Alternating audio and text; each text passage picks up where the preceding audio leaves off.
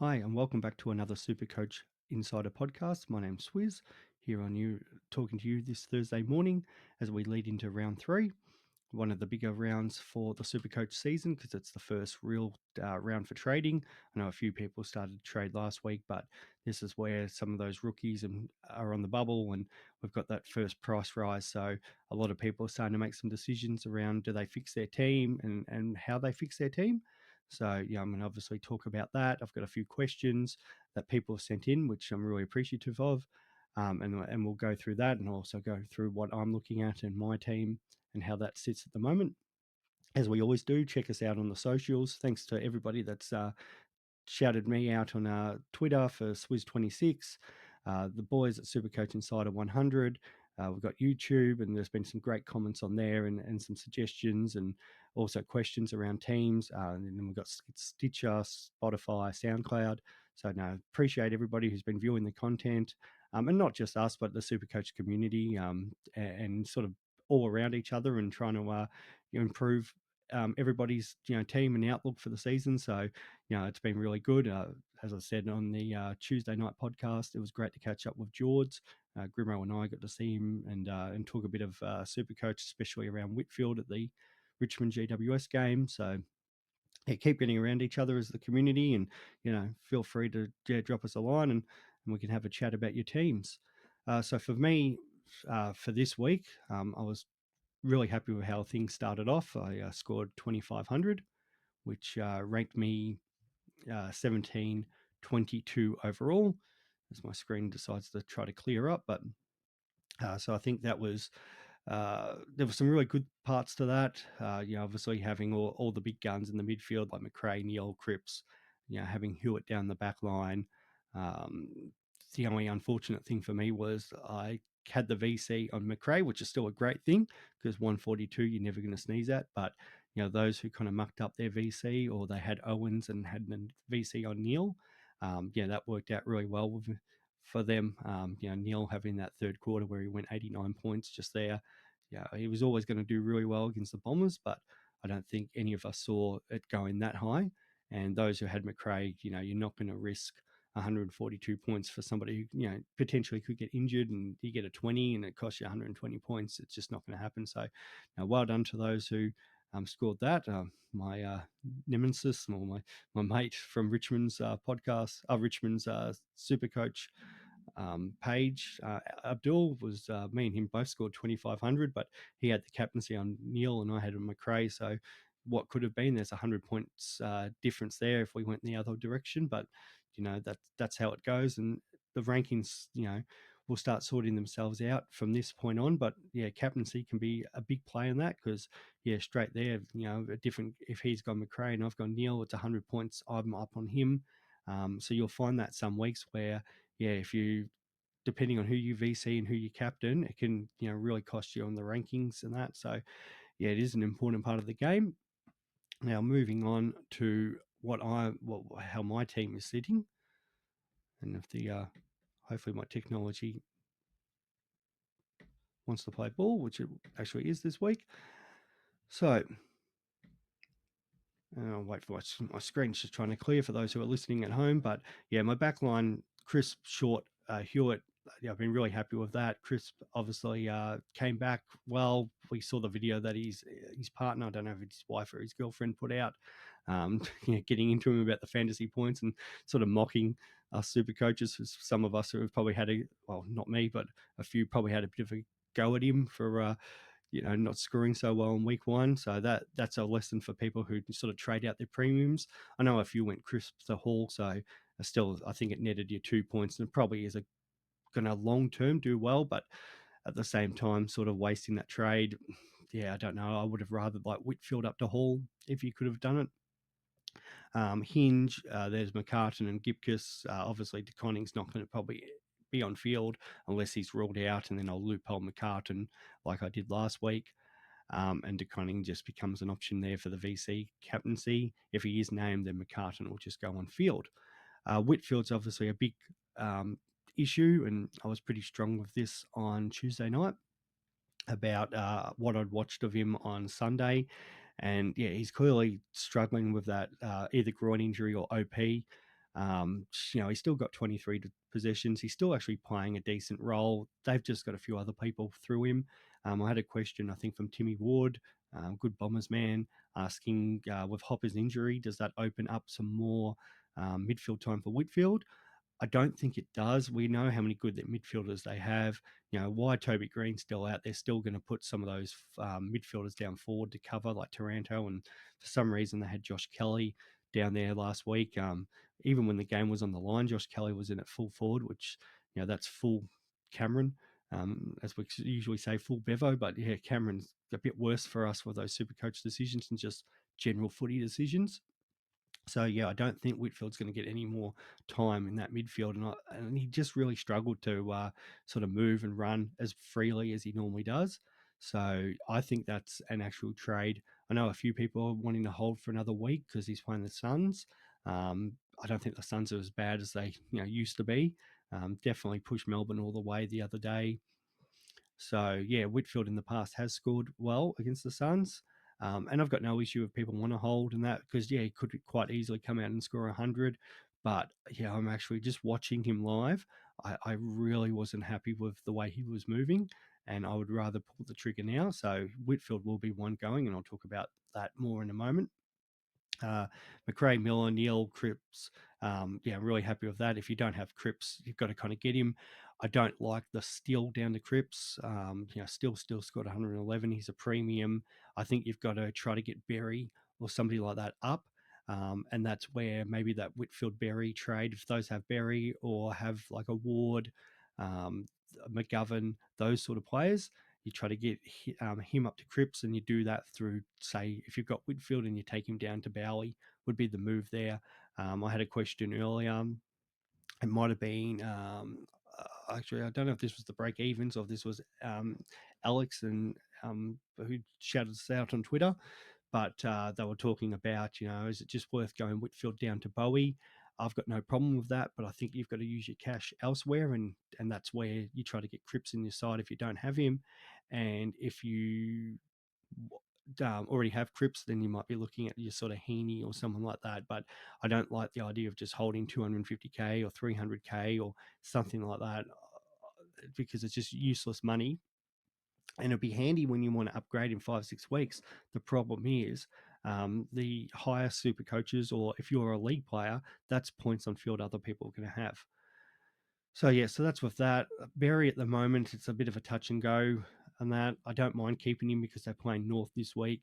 Fagan did say he'll spend weeks tagging. He still was good enough tagging and scoring 76. If he gets off the chain against North this week, especially North without Thomas and LDU, he could score 100, 110 fairly easy.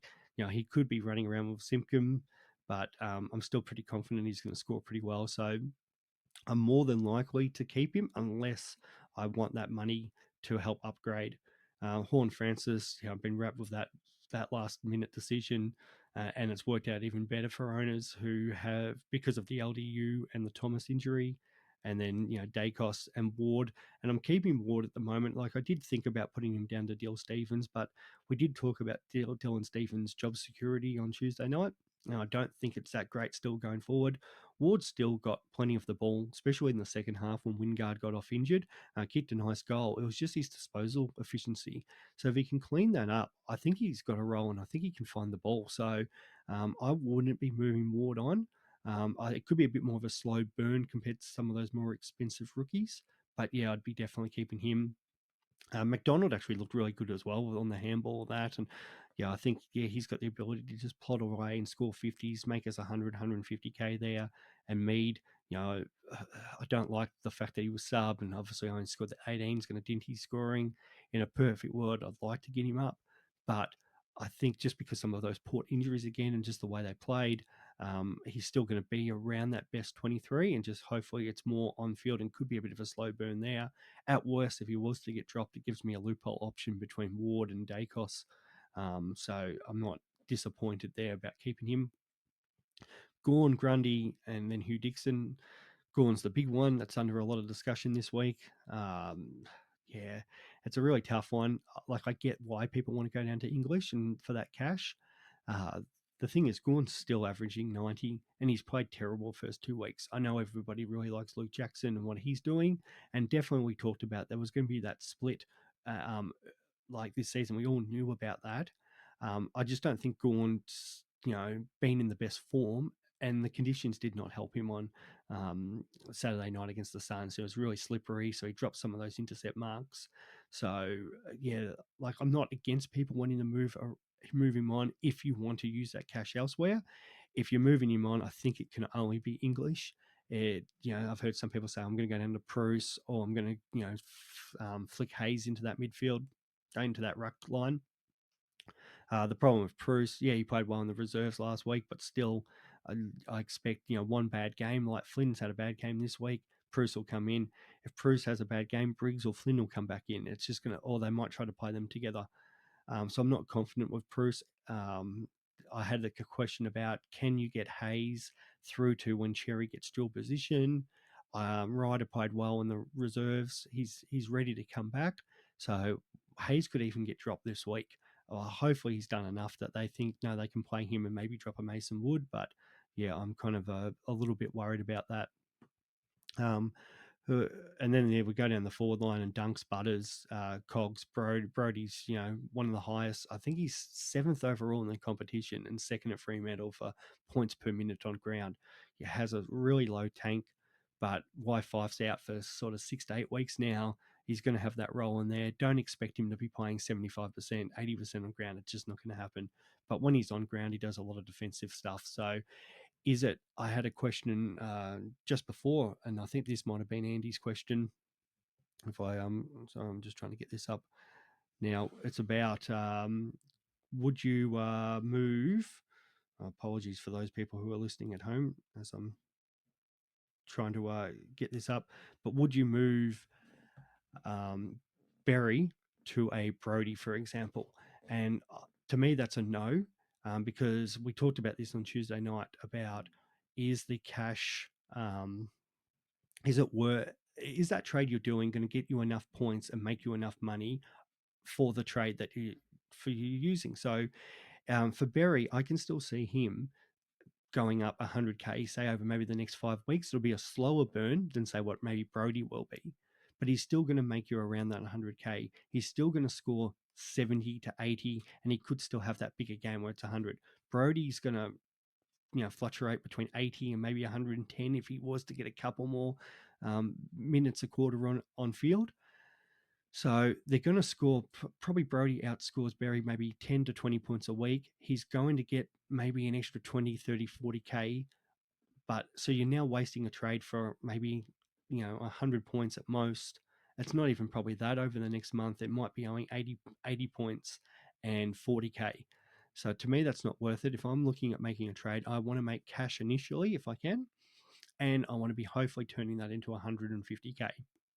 So that's where, say, Whitfield, for example, to Bowie, I can see a lot of people wanting to do that because that's making you 250,000 initially that you can spend elsewhere. And you can also, and then Bowie's at minimum, even if he goes sort of 60-60, and in his role, I think he's going to do better than that. He's still going to make you 85K. So if he has one more 100 in that, he's making you 150K. So you're getting that boost for that trade. Where if you're going to downgrade Berry, you're more beneficial to go to Horn Francis or Rochelle, because Horn Francis, that makes you 60K, Rochelle makes you 80K initially. So you can actually use that money to do something with it. And then on top of that, their price rise is going to be a lot more beneficial. I think Rochelle is sitting at like minus 69 break even. Horn Francis obviously has got that 98 in his score for at least the next 2 weeks. Seems to have a good role, and now with the injuries, he's going to make a lot more cash there. So he's going to make more cash than what Berry's going to make. Plus, you're getting that initial $60,000, and his points on field could be very similar to Berry. So yeah, if you're going to do it, you've got to be doing it where you're going to make a lot more money. So they're the ones I kind of like, but in particular, if the further you can go down, the better. And then I've got McGovern there on the bench. McGovern's a definite trade. In a perfect world, I'd like to hold him because I think he's got the role. He definitely doesn't have the tank, but that 40 is going to be in his score for at least the next couple of weeks. yeah, he could come out and, against Hawthorn and score a 90 or 100, but um, yeah, I'm just not confident. And with that, the extra price he's at, I don't really, I, I kind of want to upgrade it and use that money. So that's where my decisions right now. I'm down to sort of 4 players. It's either Whitfield down to Bowie, and then I go McGovern up to either English or Heaney. I'm leaning towards Heaney more than English. I do think English is going to be around that top sort of 6 mark, definitely top 10. Gives me that loophole option. Um, just I don't think the Rucks are scoring as well this year, and they're probably maxing themselves out at sort of 105, 110. So I think English probably only goes 100 to 105, where he's not going to go up on that much price that he's going to hurt me that I couldn't pick him up in a few weeks' time. Where Heaney, yeah, he's about to go up 40, 50K because he's gone back to back 140s. And that fixture we were talking about on Tuesday night, Sydney have some really soft games coming up. So if you want Heaney, you've got to get him now. If I had the money, and I know I'm a little bit short of doing it, I'd probably do Berry up to Brayshaw. And that's what we're talking about. Like, if you're not going down, you want to go up to a guy that is going to be premium. Brayshaw, I think, is going to be around that top 10 mark. Oh, he should be in that top 10. The question is how much in that top 8. They've got West Coast this week. I think they got the Bombers coming up not long after that. So I can see Brayshaw continuing to have some really big scores. So well done to those people who could afford that. Um, and that's where, yeah, if you've got, as I said before, Berry, and you can get him up to Cripps, and you don't have Cripps, yeah, definitely, because I don't think he's going to score 160 each week, but you need that cash. All right, so some of the questions I've had this week. My screen's doing that, but so I had to Pondy out there, Gawn plus Berry to English and Cripper, or Gawn and McGovern to English and Heaney. As I said, I don't like trading Gawn as much, but I can understand people doing it. I think if you're going to definitely going down to English, no problems if that's going to get you the cash. Would I prefer, if you could get out both McGovern, I'd rather get out McGovern if you could, if you had that loophole option and you could get him up to Cripps, even better. But yeah, Berry to Cripps, I've got no problem with that. So I think if you're going to go one, it's Gawn and Berry to English and Cripper. I think you need Cripper more than what you need Heaney. Heaney's fantastic at the moment, but I can't see him if he's getting 20 odd possessions a week, and I think that's manageable going forward, even that with that fixture. But to kick 4 goals a week, he kicked, I think, 3 in the first week, 5 in the second. So that means he's going to kick 88 goals for the season. So I can't see him doing that. So if he doesn't kick a goal each week, it's scoring probably more 80 to 100, maybe 110 if he got more midfield minutes. But the Swans still have a really good midfield. So I don't think he's getting that much midfield time as we were hoping. He just looks really fit. He's named at full forward this week as well, again tonight against the Doggies. So, yeah, I've got a little bit of reservations about that bringing him in, but it's that fixture coming up for the Swans. So we were talking about this the other night, and Sydney after the Bulldogs, they've got North Melbourne at home, West Coast, Hawthorn. They're both away games. I think the Hawthorn game's down at Launceston. Actually, it is because I'll be at that game. The Lions at home, then the Suns, the Bombers at home. So there's some really tasty matchups there for Heaney.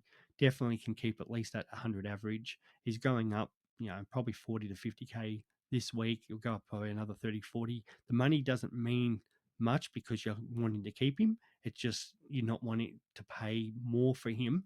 So when other people are going to pay 450, um, you might have to, if he keeps going like that and you have to pay 530, well, those people have got that sort of 80, 90K leg up because you've waited on him.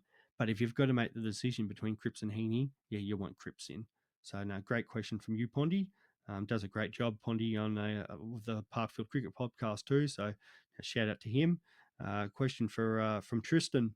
I know Tristan's a local footy coach too, so I'll just give him a bit of a plug. I know they're Devon Meadows Footy Club, the ladies down there. If you're if you're a lady listening or you have a daughter, I know they're looking for girls under 18s, under 16s. So definitely check them out if you're down in that Cranbourne, Clyde area. So the question he had, thinking of keeping Gawn and bringing in Jackson into the forward line. burning Whitfield, Ward, and McDonald. He's worried about this McDonald's money making ability, and bringing in Bowie, Cherry, and Jackson. Now, I'm really big on Cherry. I think, obviously I started with him. He's going to get dual position. Coleman Jones is just not getting back in that side anytime soon unless he really performs in the VFL. We saw what Larky did, even against an undermanned West Coast. Goldie's working on his ruck craft, but Cherry is the number one ruckman in that side. He had the option to leave, like St Kilda were chasing him big. I'm sure other couple of clubs were in his ear, so they've backed him in. So yeah, I think Cherry's the one that you do need. That, so I've got no problems with that. And then bringing in Jackson, I don't see the worth as much of bringing in Jackson. I don't see him being top six, where English can, and he looks great at the moment. But the fact that is he going to develop enough for 22 games to keep an average of say 95, 100 to be a top six forward? At his price, it's good, but I don't see him being around that mark. I'm not completely against it. And there's no, with some of these questions, there's no real right or wrong because you can go with your gut, and Jackson could continue to fire, but I don't see him being the guy that's going to break out an average sort of 100. And that I think it's probably around that 90 mark, and that's fine for that price. The problem is, what do you do when you get to that sort of buy period? Do you burn another trade to bring in another forward who's going to be more that premium forward? Especially if some pick up dual position. Now, it's some of those guys we were originally looking at and hoping sort of Fife, Danger, or any of them to Marshall to pick up dual position. It's not going to happen now. So I've got more faith in English because we know the role. He's playing number one ruck. Heaney looks fantastic. So you can bank on them being more those top 10 guys than I'd find a Jackson. But as I said, not against it doing it. Burning Ward and McDonald to do it. As I said, I think Ward, if you really need the cash, yeah, no problems. But he found the ball really well. The Hawks got a couple injuries. Sam Mitchell's going to back in those young guys. McDonald looked really good when he was handballing and forward, and I think he can stay sort of a 50. It is, looking good with Bowie, Cherry, and Jackson. If it means keeping for Whitfield, Ward, and McDonald to bring in Bowie, Cherry, and Jackson, yeah, I think that's still a good trade. In a perfect world, could you get Jackson up to someone slightly better?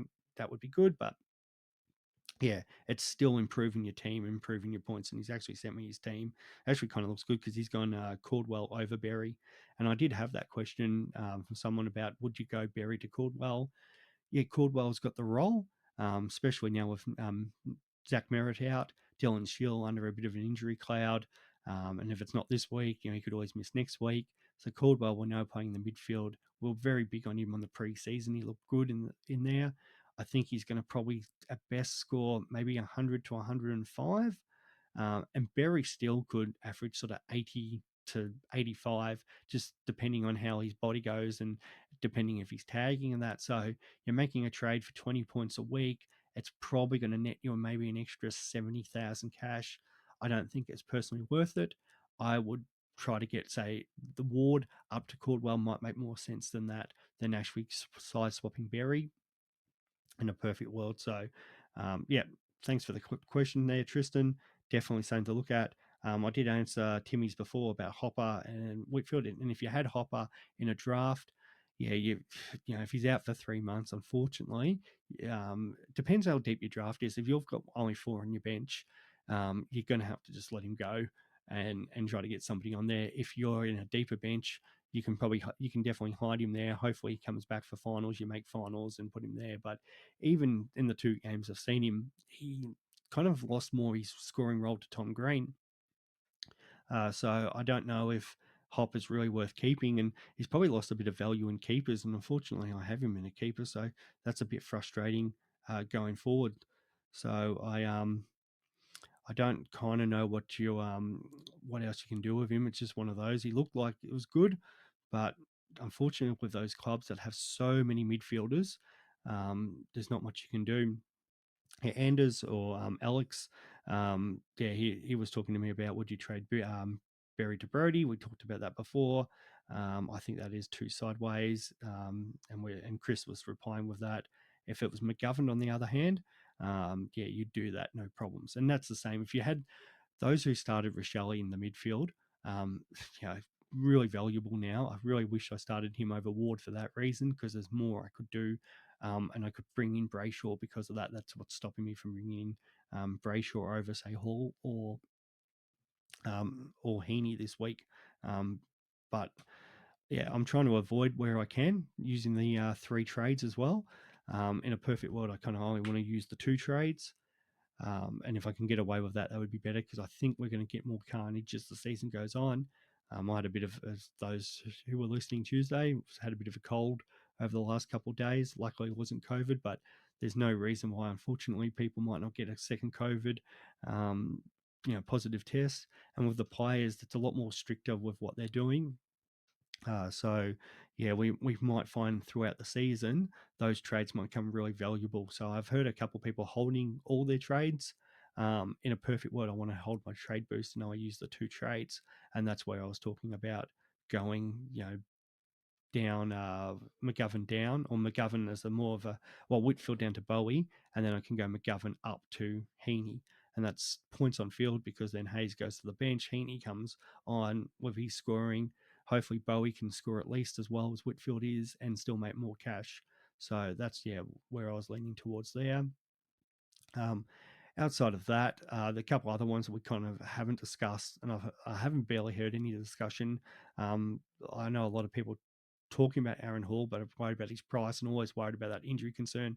Really good player, scores really well, does have a really actually still large break even. I think it's around 90. So even if you held a week, because one of the issues, we haven't seen how he's gone this year and how the North have gone against sort of good sides.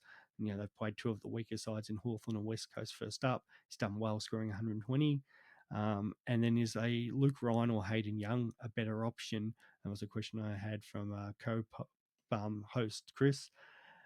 And that's an interesting one. Luke Ryan looked really well. I know Chris has Luke Ryan playing West Coast again.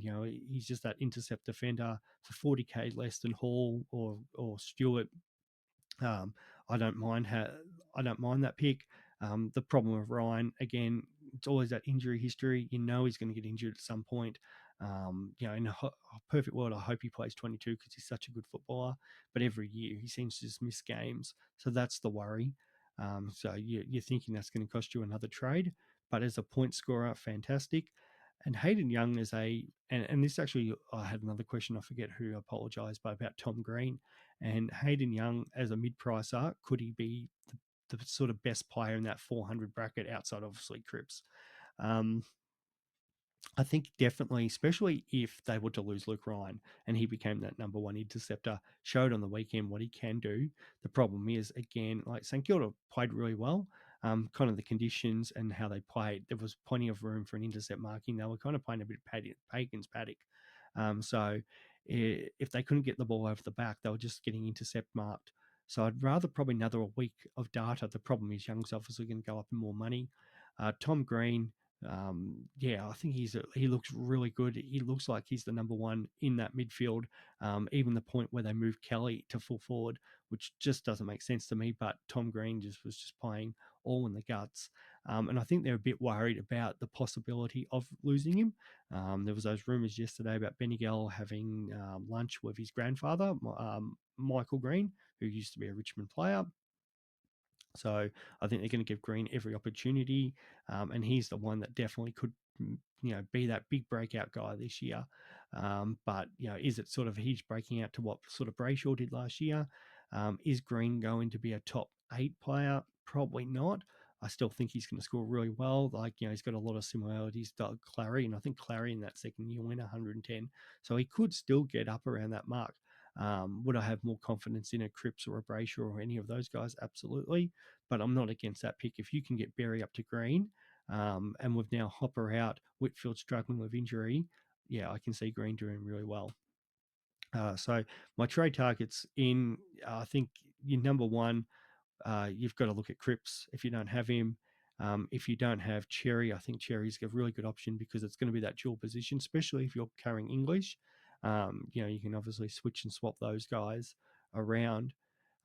If you don't have any of those premium rookies, as in Horn Francis or Rochelle, definitely be looking, or Dacos, if for some reason you didn't start Dacos, definitely get them in. Dill Stevens, we talked about the other day, not as warm on him.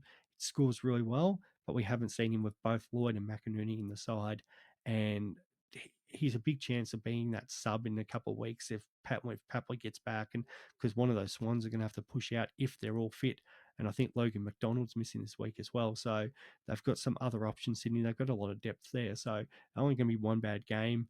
And he might not even have to play a bad game where he might find himself as that 22nd, 23rd, 24th player. Just the way they're going and performing. So I'm not as hot about him. Bowie, yeah, as I said, he's in Salem's role. Don't expect him to be scoring 150s again. Can he score 70s and 80s? Yes. Will that make you cash? Yes. Could he have a game where he scores another 100? Yes. And that's the problem there. If you don't go and get him and he goes 100, 110 again, yeah, those people who bring him in are going to make a lot of cash, and also the cash they've got from Whitfield. So I like him as a trading option. And then Heaney, and you're not going to get 140s every week from Heaney. But yeah, he's definitely a really good option there. And then you've got Tim English. But then that's where your trade out options come, and you want to be trading out those who have got McGovern. Those have more Berry. Whitfield definitely. Gawn, that just becomes a personal preference, not for me, but if that's what you need to do to make cash, and as I said before, if Gawn to English helps you get Berry to Cripps, well then that's something you've got to definitely consider. But at the same time, Gawn could very easily come out the next couple of weeks, score 120, 130. You just obviously need English to stay close to him, and then you need Cripps to outscore Berry by 70, 80 points, and that's where that trade becomes valuable. If for whatever reason, um, you know, Gawn doesn't score well, and he was just to stay at that 85, 90, and it was all Jackson, then it looks a fantastic trade. So, yeah, it's not personally for me. I'm going to back in Gawn, but definitely not against those people who want to do that. So yeah, that I think that touches on most of it. Keep sending out your questions. It'd be better next week. I don't think we've got the Thursday night footy game. I'm just better check that fixture to confirm instead of giving you wrong knowledge there. And of course, the AFL app doesn't want to do me any favors, which it's very normal. Matches round 4. Actually, no, we've still got Thursday night footy next week. God, it actually just continues on. First 5 rounds. That's terrible. And that's frustrating because in a perfect world, yeah, I'd rather get teams out on a Thursday, and then you've got that 24 hours to make the decision. We were talking about that through the week. Somebody asked me about that, about Thursday night footy going forward. Yeah, I think these first 4 or 5 weeks is just the AFL, bringing us into the idea that this is going to be a permanent thing. It's going to be the next TV rights discussion. In a perfect world, I would love teams like the NRL to come out on a Tuesday night, so those fantasy coaches, have a better, idea of what's going on. The NRL teams have nothing to hide. I don't know why the AFL teams can't sort of do it. There's some coaches and clubs out there that are really honest and open about what they do. There's others that like to hide and play games up to the last 5 minutes before the bounce. I think if you're a good enough coach and you've got your players up in the ground, you don't need to play those games. Just tell us what's going on. The fans want to know what's going on. They want to know what players are debuting. So yeah, that's definitely something to consider. Oh, and one last one, Nick Martin. I did have that question.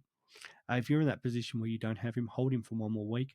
And you can see what happens in that. And there's not really any rookies on the horizon next week, unless Skinner scored really well second week and his role improved, or Pedlar, but they both sort of scored 40s. They didn't look that great. So the actual trade downgrade options next week aren't that great. So if you've got lucky by not having Martin, you can hold a week and get a bit more data. For example, if you didn't get English, you could actually go one down, one up next week and bring Martin, who's 102k. So yeah, that's definitely an option for those people. But outside of that, vice captain, I think again tonight, Thursday night footy, McRae is a great option because it then opens up, because we're not too sure some of those loophole options, especially on the Sunday. In a way, I'm hoping either Mead or SDK doesn't get named, but yeah, it will be McRae. And then Neil on Saturday against North Melbourne is my lock as a captain this week. If you can somehow vice captain him and put the captain on someone else. But I think he's, again, the lock. Noble came out and said, we're probably not going to tag. Maybe we'll run a few people around with him. and I could see Greenwood sort of spending some time around him on stoppages. But yeah, they haven't said they're going to hard tag, which, Neil's going to get another 35 touches and just do what he wants. So yeah, definitely the option there. Yeah, and I think that's as simple as that. Cripps against Hawks, possibly. And the other one that you could be looking at is Tuke Miller versus GWS.